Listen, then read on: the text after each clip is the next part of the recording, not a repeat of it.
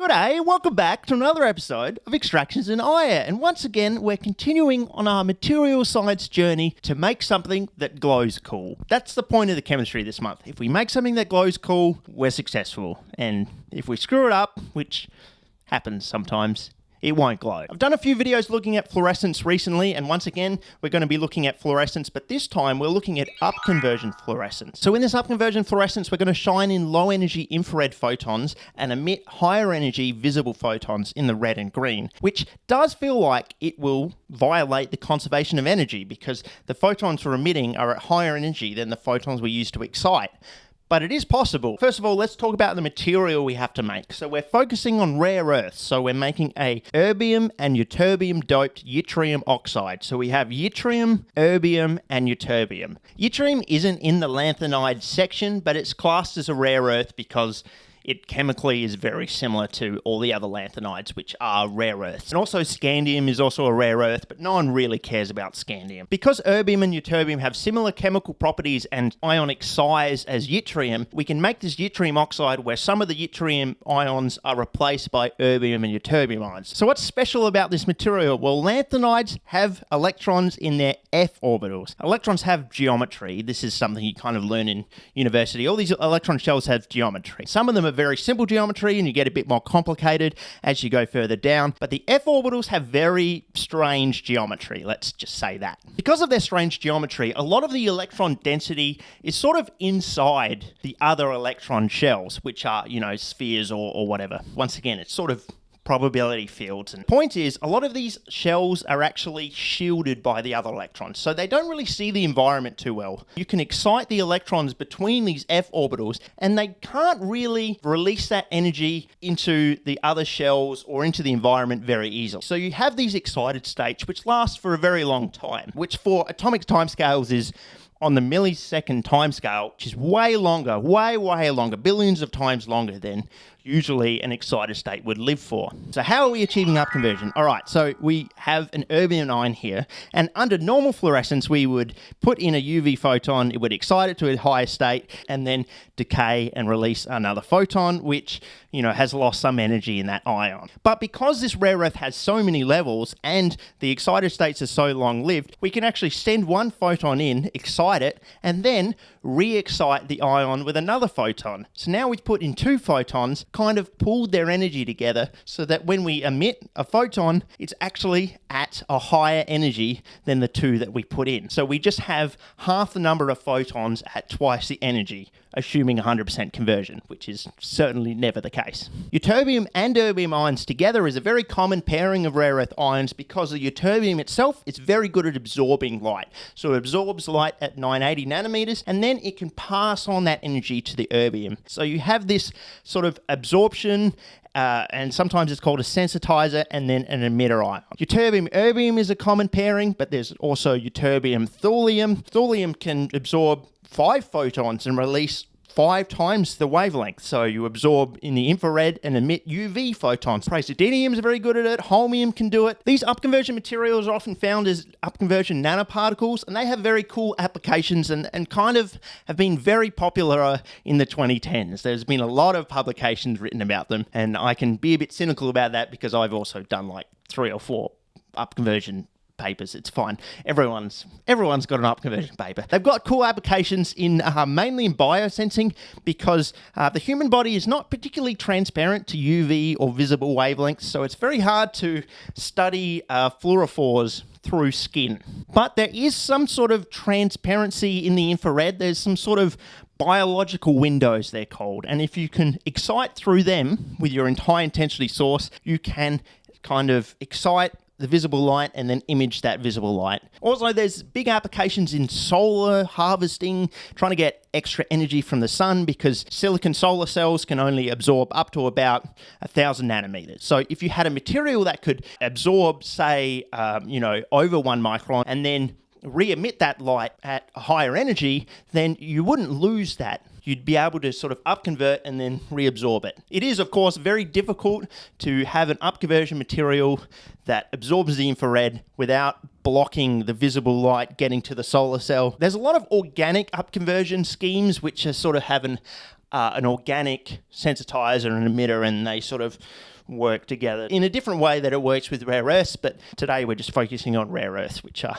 much simpler and just have long excited state lifetimes. Anyway, enough about applications. We're here to make something glow cool. So how do we do it? Today we're going to do it through solution combustion synthesis. Now, you can tell I'm smiling. I'm very excited about solution combustion synthesis. There's a lot of ways to make upconversion nanoparticles. A lot of the time, you make a hot solution and you inject in these things and they have rapid growth of small particles. But I've always wanted to do solution combustion synthesis. You make oxidizers out of your rare earth materials, mix them with a fuel, make it catch on fire, and everything burns really quickly and makes these oxide particles, and somehow that works. So I have some of the rare earth metals and we're going to make nitrate salts out of them, mix it with a fuel, set it alight, and then we're following this paper. They say it needs an anneal step at 800 degrees. Not entirely sure how we're going to achieve that. We need to do an anneal step as well, which will improve their crystal structure. So we're going to make the nitrate salts, set it on fire, and then really heat it. To see the upconversion fluorescence, we need an infrared source, and I have bought a 980 nanometer laser. It's 500 milliwatts. I'm a little bit scared of it because I haven't fired any lasers here in the lab before. I don't have the laser safety glasses for it, so I can't turn it on yet. There's a bit of safety stuff I gotta fucking work out, but that's the intro. Let's get to the chemistry. Oh, actually, but you allow me 1 second of self-promotion. I've had a Patreon for many years, and it's been tied to Explosions and Fire, and only charged people when Explosions and Fire uploaded a video, which wasn't all that often. Patreon as a whole has moved to just purely monthly subscriptions, so now the energy of that Patreon is trying to support this channel, Extractions&Ire, and my quest for monthly uploads as well. So if you ever want to join the Patreon, you can join for free and find out what I'm working on and what's coming up next and etc. So anyway, bloody hell, let's get to some chemistry. I have some rare earth metals. They are somewhere. Why is every first step of these videos just trying to find shit in this lab? Where are my rare earth metals? Where the fuck are they? Alright, here is my stash of rare earth elements. I got these, I want to say 5 years ago.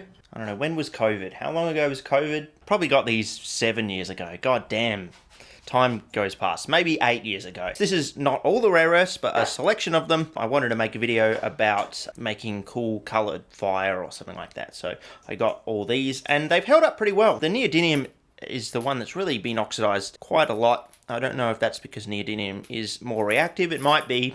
Also because maybe it's in this different container. It has reacted a bit more than all of these. But a lot of them have held up really well. I'll get some close-in shots. But I sanded a couple of them back maybe 3 or 4 years ago in order to try and film this video, but didn't end up really doing much with it. But you can see where I've sanded it back, and they haven't really oxidized that much. So while they do oxidize, they are mostly air stable. So we've got holmium, yttrium, samarium, ytterbium, gadolinium, not all of them, but a cool selection of them, and we'll be using erbium, yttrium, and ytterbium today. There's only a couple grams of each of them. I got these off a guy called Pete several years ago. Thanks, Pete. I wonder how Pete's doing. I remember his Skype profile picture was of a sausage dog. The dog's name was Otto. I don't know why I remember the dog's name. Nice guy. We'll use all of the yttrium because we need quite a bit of yttrium.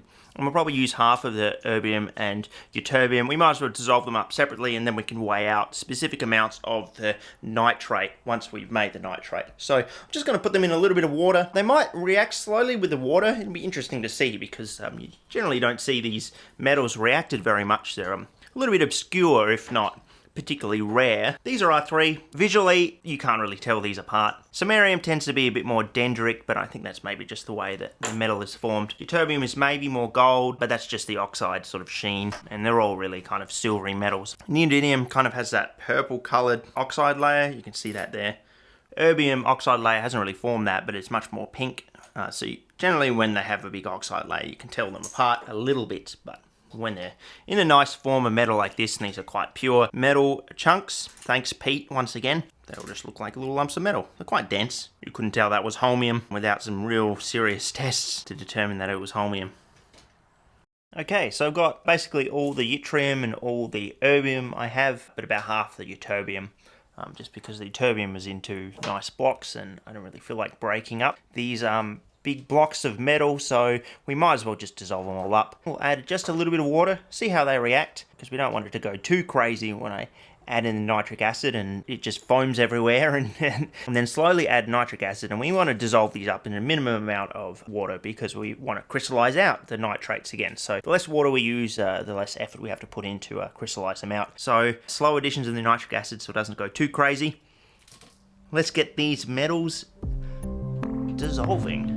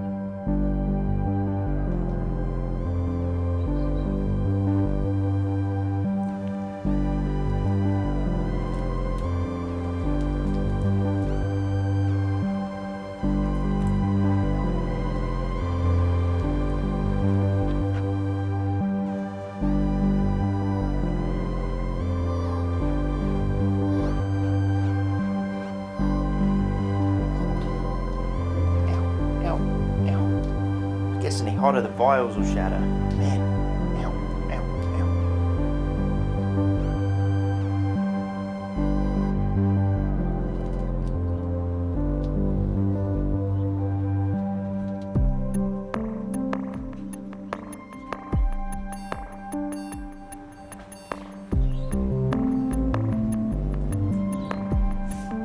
ow.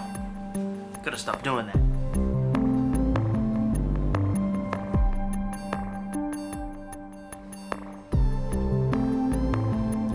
Right, and we're left with, in the case of the erbium, a lovely pink solution. The ytterbium also completely dissolved and formed a nice clear solution here. The yttrium, all the metal's gone, but there's a little bit of powder at the bottom. It might be nitrate sort of precipitating out, but it might be some hydroxide as well. I should check that it's acidic and add more nitric acid because we don't want any hydroxides. We want it all to be dissolved into the nitrates, which should be pretty soluble, but I mean, it's a bit strange, so it's a bit cloudy, but these two look really good. These would be reasonably concentrated solutions, but we do want to crystallize it out without decomposing the nitrates. I've got some crystallizing dishes here, so I might put them over to this and try and drive off all the water and be left with some really nice crystals of the nitrate.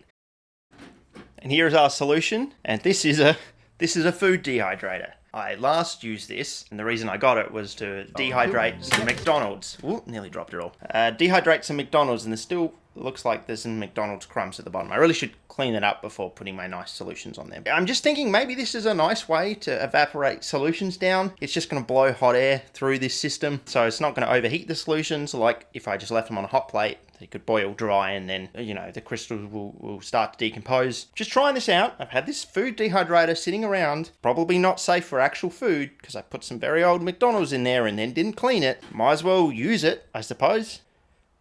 We'll see. Hopefully it doesn't blow too many crumbs. I should have cleaned it. Anyway, let's get this cranking. Just a small amount of solution in each of the ones. It's easy to see the pink one. It's kind of nearly syrupy. And the yttrium one is kind of cleared up with a little bit more acid. It's still a little bit cloudy, which is a bit of a shame, but the ytterbium's so nice and clear. The only thing you can see is the crumbs through it. That's fine. It's fine. I just always feel like half of my bloody time in the lab is spent heating up solutions and then cooling them down again. Like, this is hours? Oh, and temperature, okay, 55 degrees. Let's go 65 to start with, and I'll lower it. Does it still work? Is it going to put nitric acid fumes out everywhere? Probably, actually. Maybe I should do this outside. 2.5 hours later, and the food dehydrator has worked its magic. Things look pretty dehydrated. I wouldn't say dry, but you can see those crystals in there. There's still a little bit of liquid, so it's not fully dry yet, but done a reasonable job of removing quite a bit of the water and acid vapor, I guess. Looking good. I reckon I'll just chuck these in a desiccator now and let them dry fully before we move on to the next step. Look at that. Lovely stuff. I mean, I was hoping for much nicer crystals, but I suppose driving off the liquid while it's hot doesn't really give it a chance to grow nice crystals. The solution gets so concentrated because it's hot, and then it just sort of freezes as opposed to kind of slowly growing nice crystals. But that's really a problem with growing crystals of stuff like this, which is just really highly soluble. By the time it wants to grow crystals, there's just so much of it crashing out at once that it doesn't grow so nicely. But still, I'm not complaining about anything here. I didn't even get any McDonald's crumbs in our reaction mixture, so I'm doing better than some of you would have thought I was going to do. So let's chuck these in the desiccator, and by the time we come back, should be nice and dry. The powders have been drying in the desiccator for about a week now, and they look fantastic. Look at this. It's a bit clumped together, but beautiful stuff. Oh, there's a smell of nitric acid. A little bit too much acid left, but they look pretty dry. Look spectacular. Yeah, beautiful pink colour. Obviously the erbium, and we also have the yttrium. A little yellow, but still pretty nice. I'm not quite sure what colour it's meant to be. The picture on Wikipedia is very white. It's not this yellow, but it's nearly green, so I'm going to say it's a light green colour actually instead. Ytterbium is still drying out, but is looking pretty good as well. It's hard to see, but those crystals are still drying out, but they'll be really nice as well. And we really want to make two batches. We want to make just an erbium doped one, and then a ytterbium and erbium doped yttrium oxide. So for this first one we're going to try, we might as well just do the erbium doped one first, seeing as the yttrium and the erbium are dry first, and we'll let the ytterbium dry out a little bit more. And we can now get to the combustion synthesis now that we have our oxidizers here. I don't think they're very powerful oxidizers, but they're still actually, I mean, the yttrium nitrate by weight is a lot of nitrate because it's a yttrium 3 nitrate. There's quite a lot of nitrate. So this is what really drives the combustion reaction, is the fact that there's so much nitrate here. And our fuel for this one, I mean, we're following the paper, and this is a common fuel, is glycine. And so I went on eBay and bought some glycine. Have a look at this glycine. Are you ready for this? Samsung Nutrition, look at this, man. This is how I'm trying to be this year, I guess. This is what I'm going to look like at the end of 2025. See me in my fucking 8-pack later on, quads the size of my head. 100% pure L-glycine powder. Nutrition. Going to be using this nutrition powder to fuel our combustion reaction. Remember there was a meme about glycine, what was that, 2 years ago or something on TikTok? Does anyone remember this? I'll just play that clip. Why is Donghua Jinlong's industrial-grade glycine of high quality? Industrial-grade glycine produced by Donghua Jinlong. Their products stick to strict production standards like FCC, E640, USP, BP, HIPPE, and JSFA. Both pesticides and non-toxic industrial decarbonizers have a wide range of applications. It's your top choice for quality.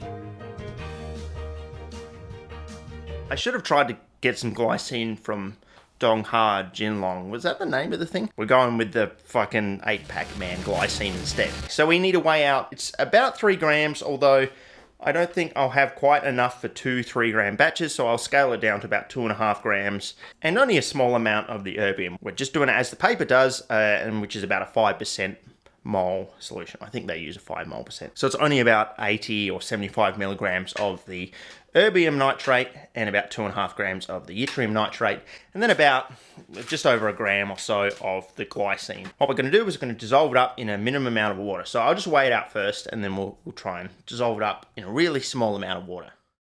This is all the stuff weighed out. So we've got our glycine, which will go in the beaker here, yttrium nitrate, which I will carefully pick up and not spill everywhere over this lovely clean bit of wood here that serves as my workbench, and a small bit of erbium. Okay, great, fantastic. So we want to dissolve this up in a minimum amount of hot water, and then we got to do the combustion reaction. Actually, I'm just going to pull up the paper and I'm going to read it to you what it actually says, and let's have a think about how they might actually be doing that. Here's the paper. It's a co-authorship between a chemical engineering lab in Republic of Korea and a Department of Physics lab in India, which I thought was interesting. Come over to the experimental section. Here we go. Here's the combustion part. Metal nitrates were mixed with minimum quantity of deionized water in a Pyrex glass dish of 300 ml capacity to make a solution. Makes sense. The solution was introduced into a muffle furnace preheated to 450 degrees. Afterwards, the solution ignites and burns with a flame yielding voluminous solid mass. I mean, think about that. Imagine if you owned a muffle furnace and someone was like, hey, can I put something in your muffle furnace? And you're like, sure, what is it? And they're like, it's going to ignite. Is it really a good idea to put something that's going to ignite in the muffle furnace? Surely that's bad for the muffle furnaces. Those muffle furnaces are expensive. Surely the thing gets just filled up with smoke. How many times can you run a combustion reaction in a muffle furnace before the sides are all caked with carbon? Maybe it's exhausted or vented, but you know, maybe it explains why the physics department has to work with the chemical engineering department from Korea while they're in India. Because you think, why doesn't the chemical engineering department in the Republic of Korea talk to their own physics department? But maybe they keep destroying so many muffle furnaces, they have to go international to find collaborators. Anyway, we're not going to buy a muffle furnace just to ignite something in it and destroy it. As much as I love mistreating equipment, and I'm definitely not one to talk about mistreating equipment. I mean, look at my hot plate. But it's just funny reading it in papers. Maybe that's a standard way of doing it. I don't know.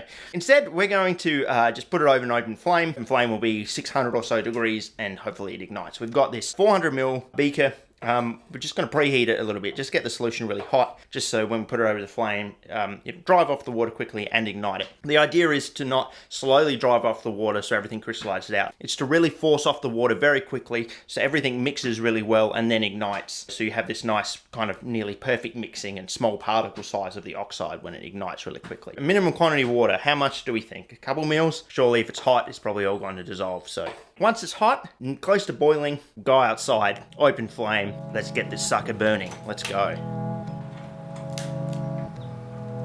Alright, it really only took 1 or 2 mils of deionized water, and it all dissolved into this syrupy mass, which I've got close to boiling on the hot plate. So we'll chuck in there now. Crank the flame. Hopefully the beaker doesn't fucking break, and we're all good. I'm going to stand back from this one. Ooh, it's quite hot.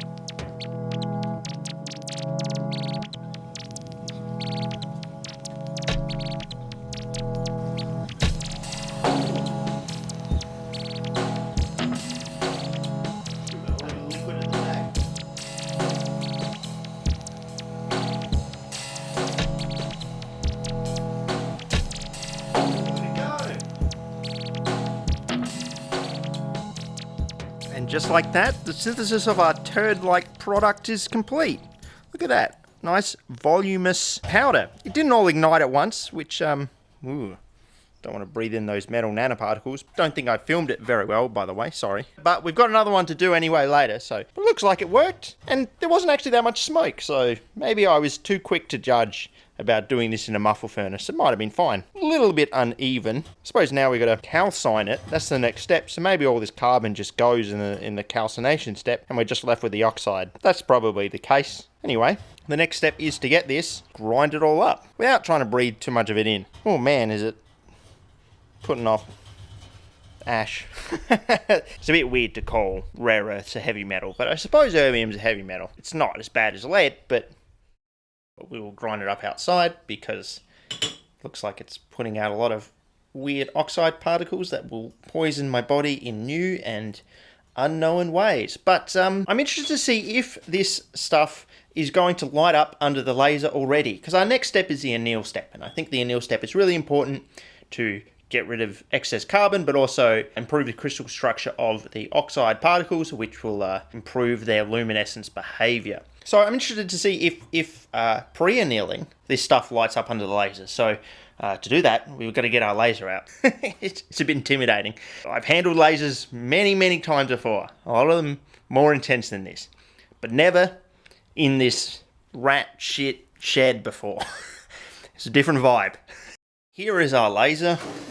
I've borrowed some things just to make this actually safe enough to do this bad boy here. Now, it is important to start this discussion with mentioning that this cost me $75 US, which honestly is amazing. So when I start talking shit about this laser in a second, I have to remember that I did pay only $75 USD for this. Put them in this post here. and him facing downwards. All right, fantastic. So this little guy is a solid state laser. I measured the spectrum and the power coming out of it. It is just short of 980 nanometers at like 975 and only produces about 400 milliwatts. It says on spec it's about 500 milliwatts. That's fine, really, honestly. Half the time these kind of Chinese import lasers are over-spec'd, well, like much more powerful than they are spec'd to be, which is quite dangerous, but 400 milliwatts is fine. There's a little dial here. This is a tiny little dial, and I was interested to see this was going to change the power output, and it does, although I'm not entirely convinced that's intentional. On the eBay listing, it just says that this is a TTL delay, which is about pulse lasers, and it may be because of this third input here. There's a space for a third input, which may be a trigger to try and get this to pulse, and when there's no input, it just runs at CW, which is what we want. Inputs here, one of them just runs the cooling fan, and one of them runs the laser, and it just runs off 12 volts from the wall. There's no on switch, which I don't really like. Also, there's really no labeling on the laser, which is not great for an IR laser. You can't even tell really when it's on. It does have a little focusing lens at the front. I didn't really play around with that too much. It does terrible things to the beam quality. I mean, the beam quality and the beam profile out of this thing might be terrible. Once again, $75 US. Just because I'm used to university laser budgets doesn't mean I'm, yeah, I can insult the 75 USD laser. We just have a tiny bit of our material here. I really don't have a lot of confidence that it will work before annealing, so we might as well keep the rest of it for annealing. But let's turn this laser on. Let's put my glasses on, and then let's turn this laser on. I'm interested to see if the phone will pick it up, because my eyes won't be able to pick up this 980 nanometer light, especially with the glasses on. But sometimes the phone can pick up infrared laser wavelengths. Depends on what the filters they use. Got my glasses on so I can turn him on. And yeah, so I can see that even through the glasses on the IR viewer card. Thanks Thorlabs. Spent a lot of money at Thorlabs. And then the camera can't see shit. The camera can see kind of what my eyes can see. The older phones, I mean, like phones from a couple of years ago, the previous iPhones could see this IR beam, but I think in the recent iPhone models, they've put in extra IR filters. Whoop, setting things on fire. Yeah, you can see the beam if it starts to set things on fire. You can see it burning through the black there. Sorry, card. Yeah. 400 milliwatts is enough to start fires, I suppose. Well, I mean, it's black card. It's going to melt a little bit. Burnt plastic smell.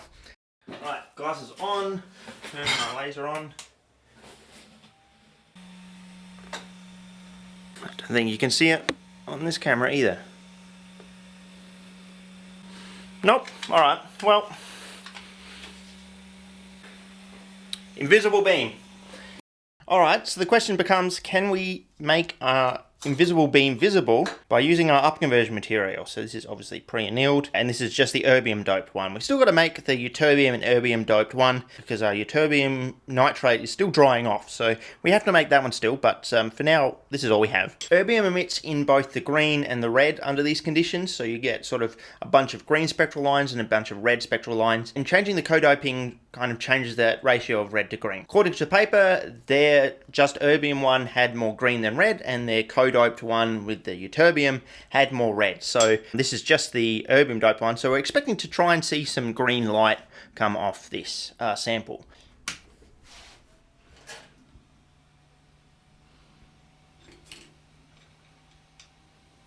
Looks like it's hitting the sample. Can't really see any green there. Alright, I mean, I'm not going to get sad. This is what I fully expected. Probably only works after the anneal step. So let's get to heating. Let's go find a goddamn furnace and start heating this shit up.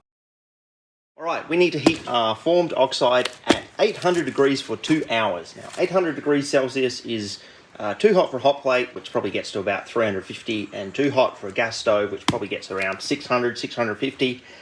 So I have bought a furnace, which is in this box, and we'll see what's arrived, because I ordered this a long time ago. Chinese manual? Hell yeah, alright. I don't know if this is really the right thing for us. Actually, I'll correct myself. I know this is definitely the wrong thing for this task, but it was surprisingly cheap for this furnace, which is actually, once again, a bit of a red flag. But it's a lot cheaper to get to these high temperatures using this for a sustained period of time than using like something more like a muffle furnace, which are quite expensive. Ideally, if we just needed to get it up to 800 degrees and go back down again, I could do something like I've done previously and do the microwave furnace, which does get us to that reasonably high temperature quite easily. Sustaining it at that temperature for a long period of time would be quite difficult. I don't know if this is going to sustain things for a long period of time. It's really designed for melting metal. It may overheat if we have it for hot for a long period of time, but we'll see, I guess.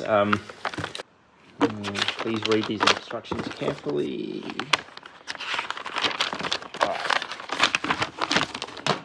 Right, and there it is, all the way from the People's Republic of Italy. Okay, Italy. Maybe Italy is the brand name. Yeah, look at this bad boy. Hell yeah, all right. Graphite crucible, correct power cord, which is always nice. Tongs. All right, this is feeling like an unboxing video. Let's get on with it. There you go. To ensure a long serviceability, to ensure a long durability and good function device, we strongly advise to work less than 3 hours at once. Okay. 3 hours is okay. Please ensure you stop for 30 minutes after 2 hours of continual work. So that's right. Don't breathe in too much lead. Nah. Alright, the furnace does indeed get hot, so it's time to heat up our material. We've got our material here. I'm on the floor just in case everything catches on fire, then it doesn't melt my precious plastic table. We're going to load our ground up powder, brown powder, into this crucible here, which needs a bit of a wash. It's got a bit of graphite on the outside, and we really don't want to introduce that into our material. Ideally, we'll be using, some ceramic holder or something, but I'm just going to use the graphite, and hopefully the graphite doesn't interfere too much. I think we're all good to go. 800 degrees for 2 hours. Trying not to break this thing by letting it overheat too much. But apart from that, we've got a bit to do. This is just the erbium dope sample, yttrium oxide dope with erbium, but we also have our co-dope sample still to make. Oh, you can see it glowing in there. Fair enough too. I'm not sure it's a good idea to heat it without the crucible. Anyway. All this to say, we've still got to make all those initial nanoparticles and anneal them too. So quite a bit of work to do. I feel a montage coming on because I'm going to go blast the cricket on the radio and listen to Australia play cricket. So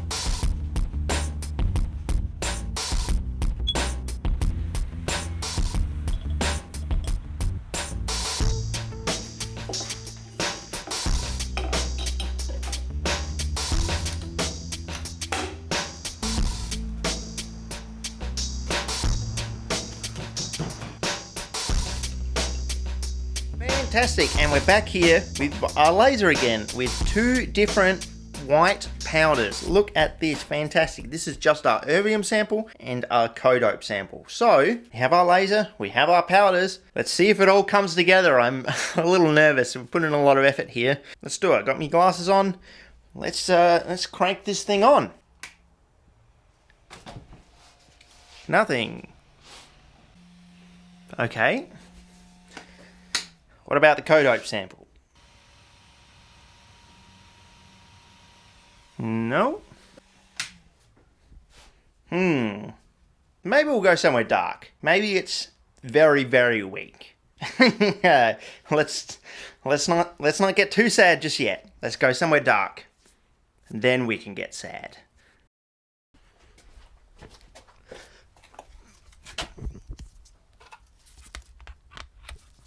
I don't like using lasers in the dark, but let's go.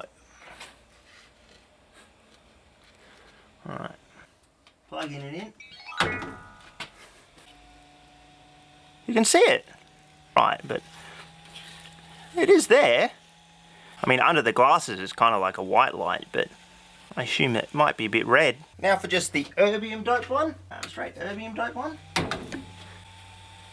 It's there again. So it is there. It's just it just can't really compete with the full Australian sun. It is a lot dimmer than the IR card, which will give people in optics a bit of a reference for kind of how bright it is. But we've done it. It's totally there. What colour is this one? I honestly cannot tell through the glasses. The codope sample is brighter than the just erbium dope sample. It's got more dopant, but really it's that ytterbium that's absorbing the infrared light, which is really driving this this higher brightness. You can see it's totally photostable as long as the laser doesn't set fire to it, but non-bleaching. It's just straight rare earth fluorescence, but it's turning that infrared light into visible light out. Isn't that cool?